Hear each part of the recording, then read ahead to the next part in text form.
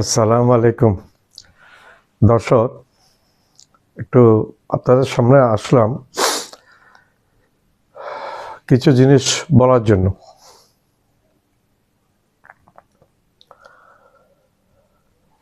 ভারত শেখ হাসিনাকে গুটি হিসেবে ব্যবহার করে আমাদের সাথে অনেক চাল মারছেন, কিন্তু কোনোভাবেই সফল হতে পারছে না, এবং আমি আশা করি সফল হতে পারবেন না ভারত। কারণ মোদি তো মুত খাইয়া মানুষ। মুতের ব্রেন আর আমাদের ডক্টর ইউনূস সাহেবের ব্রেনের মধ্যে আসমান জমিন পার্থক্য হবে। যা মূল কথায় আসি, শেখ হাসিনা ভাষণ দিলেন গত পরশুদিন। এই ভাষণের মধ্যে আগুন ধরাইয়া দিয়েছেন, একেবারে আগুন ধরিয়ে দিয়েছেন বাংলার মেহনতি মানুষের মধ্যে, যারা শেখ হাসিনা কর্তৃক হাজার হাজার পরিবার ক্ষতিগ্রস্ত হয়েছে। পুরো পরিবারের মধ্যে আগুন ধরিয়ে দিয়েছেন। আমরা রাত্রে 1টা বাজেও দেখলাম, 1:30 বাজে, 2টা বাজেও দেখলাম, লাইভে দেখলাম, লাইভ টিভিতে দেখলাম যে পুরো পরিবার নিয়ে আসছে, ছোট বাচ্চাটাকে পর্যন্ত নিয়ে আসছে, এবং আল্লাহর কাছে শেখ হাসিনা বিচার চাচ্ছে। শেখ হাসিনা বিচার চাচ্ছে ওই মহিলা আল্লাহর কাছে, আল্লাহ রাব্বুল আলামিনের কাছে, এবং বলছে এই বদদোয়া করছে শেখ হাসিনাকে। শেখ হাসিনা ভাষণটা দিয়েছিলেন এই 6 মাস এই চোর সন্ত্রাসী, এই চোর, এই ফ্যাসিস্ট, এই যাওয়ার 6 মাস পূর্তি উপলক্ষে। মানুষ একটা লজ্জা শরম আছে? আমি একটা ভাষণ দিবে, আমি একটা পূর্তি, কিসের পূর্তি করব? আমার পরাজয়ের পূর্তি? আমি তো পলাতক হয়ে আসছি, আমি তো পরাজিত হয়েছি। গণ আন্দোলনের তোরে, গণ জাগরণের ভয়ে ভীতই আমি তাড়াতাড়ি হেলিকপ্টার করে আমার জামাইয়ের দেশে চলে আসছি, মোদির দেশে। সেটা আমার কথা না, মানুষে বলে মোদি নাকি শেখ হাসিনার হাজবেন্ড। যাক, সেটা অন্য ব্যাপার। এখন সে চলে গেছে, কিন্তু সেটাকে তার বিজয় হিসেবে ধরছে। একটা ম্যাড, একটা সাইকোপ্যাথ না হলে এরকম করতে পারে না, এরকম হতে পারে না। একটা সাইকোপ্যাথ আপাদমস্তক। এখন সে ভাষণটা দিল কোনো রকম একটু সহানুভূতি, যে সমস্ত মানুষকে সে মেরেছে তাদের প্রতি কোনো রকম একটা সহানুভূতি তার ভাষণের মধ্যে আমরা দেখলাম না। আমি তো খুব একটা বেশি আগ্রহী হই না তার এই সমস্ত কথাবার্তা শোনার জন্য, কিন্তু যেটা দেখলাম তার মনের মধ্যে একটা সামান্য সহানুভূতি আসলো না। সে যে 2,500, 3,000, 4,000 মানুষ সর্বমোট মেরে ফেললো তার 16 বছরের শাসন আমলে। লুট, গুম, খুম, আয়নাঘর আর অনেক ঘর সে বানিয়েছে। এখন দেখা যাচ্ছে সে 32 নম্বরের বঙ্গবন্ধুর যে বাড়িটা ভেঙেছে তার নিচে বিশাল 3 তলার মতো গর্ত হয়েছে, ওইখানে রুম আছে ভিতরে, পানি ভর্তি। এখন বোঝা যাচ্ছে না সেগুলো আসলে কি করতো। যাক, এখন শেখ হাসিনা মনে করেছিল এরকম ভাষণ দিয়ে সে ওইখান থেকে বসে এখানে ফাজলামি করবে। তার চেয়ে বড় ফাজিলগুলো যে আমাদের এখানে বসে রয়েছে সেটা সে টের পায়নি। এখন ছাত্ররা ঘোষণা দিয়েছিল এরপরে যদি ভাষণ দেয় তাহলে বঙ্গবন্ধুর এই যে গোপালগঞ্জে বঙ্গবন্ধুর যে কবরটা আছে সেটা ভেঙে তছনছ করে দিবে। আর এটা আরেকটু দেখলাম যে এই বনানী কবরস্থানের মধ্যে যে পুলিশে পাহারা দিচ্ছে। কেন পাহারা দিচ্ছে? বনানী কবরস্থানে কি আছে? এখানে সব মৃতদেহকে কি পাহারা দিতে হয়? তাইলে আপনাদের বুঝতে হবে কোনো একটা ব্যাপার সেখানে জড়িত, নাইলে পাহারা কেন দিবে বনানী কবরস্থানে? এ পাহারা দেওয়ার রহস্যটা আপনারা একটু জানেন। 1975 সালে 15ই আগস্ট এই স্বৈরাচারী শেখ মুজিবকে তার পরিবার সহ একটা সামরিক অভ্যুত্থানে মেরে ফেলেছিল সেনাবাহিনী। আর্মি একটা অভ্যুত্থান হয়েছে, সে অভ্যুত্থানে স্বৈরাচারী ডিক্টেটর, বাংলাদেশের প্রথম ডিক্টেটর শেখ মুজিবকে হত্যা করেছে সেনাবাহিনী, বাংলাদেশ সেনাবাহিনী। তো সেটা রাহুল মুক্ত করেছিল তখন হত্যা করে শেখ মুজিবকে। বাংলাদেশের কবল থেকে মুক্ত, বাংলাদেশে যে ঘাস করে রেখেছিল সেখান থেকে বাংলাদেশকে মুক্ত করেছে দেশপ্রিয় সেনাবাহিনী। তো এখন ওইখানে পাহারা দেওয়ার রহস্য, সেটা একটুতে আপনার একটু চিন্তা করলে বুঝতে পারবেন পাহারা কেন দেয়। ভাই মৃতদেহ কি পাহারা দিবে ভাই? কবর দিয়ে চলে গেল মৃতদেহ, মরার তো কোনো সূত্র থাকে না, মরারকে কেন পাহারা দিবে? হ্যাঁ, পাহারা দিচ্ছে। এখন ছাত্র জনতা বলছে যে নেক্সট টাইম যদি পরবর্তীতে যদি শেখ হাসিনা অধ্যত্ত দেখায় এরকম ভাষণ দিয়ে, হ্যাঁ, সে একটু সহানুভূতি তো দেখালো না, সে আরো প্রতিশোধ নেওয়ার আগের মতো কোনো পরিবর্তন নাই তার মধ্যে। সে কি একটা মানুষ? কোনো পরিবর্তন তার মধ্যে নাই। একটা হিংসুক, একটা জিজ্ঞাংস চরিতার্থ করার একটা মহিলা। এখন সে কি করলো, সে ওইখান থেকে ভাষণ দিছে। একটা কথা আছে বাংলাতে, রাজা রাজ্য হারানোর পরও সে দীর্ঘদিন সে মনে করে সে রাজা। সে ওই ইয়েতে গিয়ে মাটিতে গিয়ে পড়লো, সে মনে করে সে রাজা। ঠিক একইভাবে কোনো প্রজা যদি হয় হঠাৎ করে রাজা হয়ে যায়, তখন সে মনে করে সে প্রজা। তার বেশ কিছু অনেক বছর লেগে যায় তার এই স্বভাবটা পরিবর্তন হওয়ার জন্য। একবার এই শেখ হাসিনার মধ্যে এই ডিজিজটা বিদ্যমান। মোদিকে আমরা অনুরোধ করব, এই মোদি যেরকম একটা ফ্যাসিস্ট, এই শেখ হাসিনাকে যেন এখানে একটু চিকিৎসা করা হয় মনোরোগের, কারণ সে মানসিক এখন রোগী হয়ে গেছে। সাইকোপ্যাথ বলে তারে লোকজনে, বলে ভাই আমার তো কোনো ব্যক্তিগত শত্রুতা নাই শেখ হাসিনার সাথে, তাকে সাইকোপ্যাথ বলে। এখন এই শেখ হাসিনা পুরো পরিবার 15 আগস্ট শেখ হাসিনা, শেখ রেহানা এবং শেখ হাসিনা জামাই ডক্টর ওয়াজেদ তখন ওনারা বাইরে ছিলেন, দেশের বাইরে, অর্থাৎ জার্মান থাকাতে বেঁচে গিয়েছিলেন।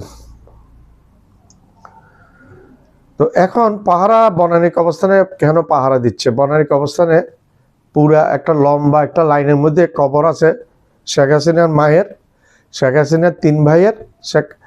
শেখ হাসিনার মায়ের নাম হচ্ছে শেখ ফজিলতুন্নেসা, তার ভাই বড় ভাই শেখ কামাল, তারপর হচ্ছে মেজো ভাই শেখ জামাল, ছোট ভাই শেখ রাসেল। এর মধ্যে শেখ নাসেরের, তার চাচা শেখ নাসেরের আছে, আরো অনেক আছে। আর তাদের কাজের মেয়ের মা, এদেরও কবর আছে। এগুলা মেয়ে এবং মেয়ের মায়ের মধ্যে কোনটা কার কবর সেটা আইডেন্টিফাই করা যায়নি, কিন্তু বাকিগুলো আইডেন্টিফাই করা আছে। এখন সরকার ওইখানে পুলিশ নিয়োগ করেছে যেন ওগুলো কোনো রকমে ক্ষতিগ্রস্ত না হয়। কারণ বৈষম্য বিরোধী ছাত্ররা বলে দিয়েছে অলরেডি যে নেক্সট টাইম কোনো অ্যাটেম্প তুললে শেখ মুজিবের যে কবর আছে, কবর ক্ষতিগ্রস্ত করবে, কবর আক্রমণ করবে, ক্ষতিগ্রস্ত করবে। এমনও হইতে পারে কবর ঘুরে মাটিগুলো নিয়ে অন্য কোনো জায়গায়, মানে অজানা কোনো জায়গায় হয়তো ফেলে দিতে পারে, এরকম আশঙ্কা করছি আমি, যদি এরকম কোনো কিছু হয়। ঠিক একইভাবে বনানিক অবস্থানও তার পুরো পরিবার শায়িত আছেন। মৃত মানুষের সাথে আমাদের কোনো শত্রুতা নাই, কিন্তু শেখ হাসিনা যে ভাষণগুলা দিয়ে মানুষের যে হাজার হাজার ছাত্র পঙ্গুত্ব বরণ করেছে, কারো চোখ নাই, কারো হাত নাই, কারো পা নাই, হাজার হাজার ছাত্রকে পঙ্গুত্ব বরণ করতে হয়েছে শেখ হাসিনার কারণে। সে গুলি করে করে এই সমস্ত ছাত্রদেরকে মেরেছে। এখন লোকে বলে তাকে লেডি ফেরাউন বলে, লেডি হিটলার বলে, লেডি ফেরাউন বলে তাকে, লেডি নমরুদ বলে। তো লেডি নমরুদের সাথে তুলনা করলে হবে না। নমরুদ নিজের দেশের মানুষের ভালোটা কামনা করতেন, কিন্তু সে নিজেকে খোদাই দাবি করত, কিন্তু নিজের দেশের মানুষের ভালোটা কামনা করতেন, দেশাত্মবোধ ছিল। লেডি ফেরাউনেরও নিজের দেশের দেশাত্মবোধ ছিল দেশের প্রতি, সে দেশের মানুষকে ভালোবাসত। ফেরাউন সে নিজেকে খোদা দাবি করতো। নমরুদও এই ধরনের একটা, নমরুদ কিন্তু নিজের দেশের জন্য ঠিক ছিল, কিন্তু শেখ হাসিনার ব্যাপারে ঠিক তার উল্টো। তো সে তার দেশের মানুষকে ভালোবাসে না। সে এখানে অনেক হত্যাকাণ্ড করেছে, সেনাবাহিনীর অনেক অফিসার সে বিডিআর হত্যাকাণ্ডে মেরে ফেলেছে। সে হেফাজত ইসলামের আন্দোলন দমাতে গিয়ে সে শত শত ওলেম আলেমাদেরকে হত্যা করেছে, সে লাশ গুম খুম করেছে। সর্বশেষ গত বছর 2024 সালের জুন জুলাই আগস্ট মাসে তার ব্যাপক হত্যাকাণ্ড, আড়াই তিনের মতো সে ছাত্র জনতা হত্যা করে গুম খুন গণকবর পুড়িয়ে ফেলেছে অনেককে। তো এখন তার সরকার, ডক্টর ইউনূস সরকার একটা পদক্ষেপ নিয়েছে যেন ওই কবরগুলো কোনো ক্রমে আক্রান্ত না হয়। কিন্তু মানুষের যে ঢল নেমেছে 32 নম্বর ভাঙার জন্য, সেখানে সেনাবাহিনী গিয়েছিল, সেনাবাহিনী গিয়ে সেখানে দেখে যে হাজার হাজার মানুষ, হাজারে হাজারে মানুষ, তখন সেনাবাহিনী ওইখান থেকে ব্যাক করে চলে এসছে। প্রথম থেকে বুলডোজার ঢুকানোর সময় একটা বাধা দিতে চেয়েছিল, এটা শোনা যায়। তো পরে ওইখান থেকে সেনাবাহিনী চলে আসে অবস্থা বুঝে। কোনো পুলিশ দেখা যায়নি, কোনো আনসার, এরকম কোনো নিরাপত্তা বাহিনীর কাউকে দেখা যায়নি। এখন কে মারবে? সেনাবাহিনী গুলি চালালে নিরীহ এই যে ছাত্রদেরকে পুনরায় আবার মারতে হবে। শেখ হাসিনা যেভাবে মারছে সেই দায়টা তখন পড়বে বাংলাদেশের সেনাবাহিনীর উপর। বাংলাদেশ সেনাবাহিনী সেই দায়টা কাঁধে নেয় নাই। তো সেই জিনিসটাই আমি বলতে চাচ্ছি, সেই জিনিসটাই ঘটছে। এবং ধন্যবাদ। আমি এই ভিডিওর সাথে আমার একটা ক্লিপ লাগানো আছে মালিক আফসারি সাহেবের, উনি বেশ ভালো বলেন, আমার ভালো লাগে, আমি ওনার কথাবার্তা শুনি। একটু ক্লিপটা আপনার এই ভিডিওর সাথে এন্ডে লাগানো আছে, আপনারা একটু দেখবেন দয়া করে। ধন্যবাদ। সাবস্ক্রাইব করবেন আমার চ্যানেল। একদম ভালো, সব অঙ্ক মিলে গেছে ভাই, সব অঙ্ক মিলে গেছে, আপনাদের সঙ্গে শেয়ার করব। 32 নম্বরে যাবার সময় সেনাবাহিনী বাধা দেয় নাই। সেনাবাহিনীর ইজ্জত দেশবাসীর কাছে বেড়ে গেল, অনেক ইজ্জত বেড়ে গেল দেশবাসীর কাছে সেনাবাহিনী। অনেকে মনে করছিল বাধা দিবে, দেয়নি। ওনারা তো বুঝতে পারে দেশের মানুষ কি চায়। দেশের মানুষ শান্তি চায়, শান্তি চায়, সোনার বাংলা দেখতে চায়। কিন্তু সোনার বাংলা দেখতে হইলে আগে শয়তান তাড়াইতে হবে, শয়তান তাড়াইতে হবে। এবং শয়তান তাড়াইবার জন্য কি করতে হবে জানেন? শয়তানের সাথে শয়তানি করতে হবে। লোহাই লোহা কাটে, লোহাই লোহা কাটে। দেখেন ঠিক জায়গা মতো আঘাত করছে, তীর যেখানে মারতে চাইছে ঠিক সেখানেই লাগছে। ভাষণ দিবেন আর ভাষণ দিবেন, ভাষণ দিবেন আর 32 নম্বরে আঘাত আসবে। 32 নম্বর তো শেষ, নতুন কোন জায়গা বাইছা নিবে, নতুন কোন জায়গা বাইছা নিবে। আসেন আপনারা দেখেন, এই যে বনানী কবরস্থানের সামনে পুলিশ ভাইরা পাহারা দিতেছে। কাকে? মৃত মানুষকে, কবর পাহারা দিতেছে, কবর। শেখ মুজিবুর রহমানের পুরা পরিবারের কবর এখানে, মা থেকে ভাই বোন সবাই, না বোন তো নাই, বোন তো আছে, ভাই, ভাইরা, ওনার 3 ভাই, ছোট ভাই সহকারে, ওনার মা, ওনার বংশের সবাই। এবং ওইখানে দেখবেন লিস্টে লাস্টে লেখা আছে পটকা ও পটকার মা, পটকার মা ও পটকা, এই দুজনের নাম লেখা আছে। তার মানে কি জানেন? রাজরানীর সাথে বাড়ির কাজের মেয়ে, যাকে আমরা চাকরানি বলি, রাজরানীর সাথে চাকরানি একসাথে ঘুমায় আছে। কোনটা কার কবর আপনারা খুঁজে পাবেন না। লাইন ধরে দেওয়া এই বনানী কবরস্থানে পুলিশের পাহারায়, পাহারা দিতে হয়।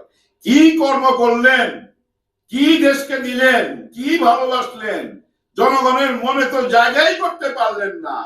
ওই যে আপনার দলের কিছু লোক, এই যাদের সঙ্গে আপনি এখন কথা বলেন টেলিফোনে, হায় হায় কাদের সঙ্গে কথা বলেন, এগুলো তো মনে হয় গ্রামের চেয়ারম্যান মেম্বাররা এরকম করে, কথা বলে লুকায় থাইকা। মানা, আপনারা 5 বার দেশের প্রধানমন্ত্রী ছিলেন, দেশ চালাইছেন, দেশ নাকি আপনার বাপের। মানায়? মানায় না, একদম মানায় না। নিজেকে ছোট করতে করতে এমন জায়গায় আছেন, আজকের ভাষণ দিয়া বিপ্লবটাকে আবার জাগায় তুলছেন। আপনার ভাষণে না সবাই গায়ের মধ্যে আগুন লেগে গেছে, আগুন লেগে গেছে। বিশ্বাস করেন, যতক্ষণ শুনতেছিলাম ততক্ষণ মনে হইতেছিল নিজের মাংস নিজে কামড়াই, কামড়া ছিঁড়া ফেলাই, নিজে ছিঁড়া ফেলাই নিজের মাংস নিজে, এরকম মনে হচ্ছিল। যাই হোক, এর মধ্যে একটা স্ট্যাটাস দেখলাম পিনাকিদার, পিনাকি ভট্টাচার্য, সেলুট স্যার আপনাকে, সেলুট। ওনার একটা স্ট্যাটাস দেখলাম যে 32 নম্বরের দিকে আগে যাও।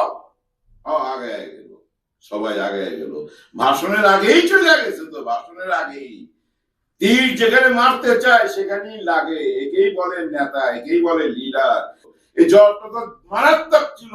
এই জবাবটা ছিল কাকে? শুধু কি শেখ হাসিনা? নো, মোদিজিকেও, ভারতকেও, যারা শেখ হাসিনাকে ওইখানে লালন পালন করতেছে আমাদের দেশটাকে ধ্বংস করার জন্য। কোন ষড়যন্ত্র নামে এখানে, সরাসরি একদম সত্যি কথা, আমাদের দেশটাকে ধ্বংস করে দিতে চায়। পাগল হয়ে গেছে, পাগল হয়ে গেছে যখনই দেখছে আমরা চীনের সাথে, পাকিস্তানের সাথে বন্ধুত্ব করে ফেলছি, বন্ধুত্বের হাত বাড়াই দিছি।